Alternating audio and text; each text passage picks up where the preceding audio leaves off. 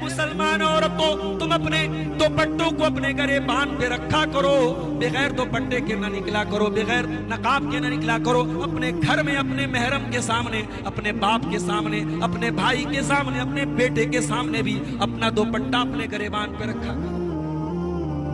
और आपको एक बात बताऊं, जन्नत की जो औरतें होंगी, अल्लाह अकबर, जन्नत की हूरों का आज लोग मजाक उड़ाते हैं, उन हूरों पर फिल्में बन रही हैं।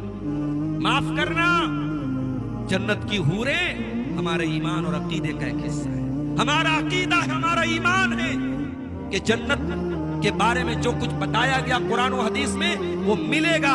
और जिस तरीके से दुनिया में मर्द को एक औरत की जरूरत है, औरत को एक मर्द की जरूरत है, दोनों जेंडर को अपनी जिन्स से मुखालिफ की जरूरत है, अल्लाह ताला ने इस जरूरत का ख्याल जन्नत में भी रखा है। और जन्नत में मर्द और औरत दोनों को उनके जोड़े मिलेंगे। और ये नेचुरल बात है, इसमें कोई हर्ज की बात नहीं।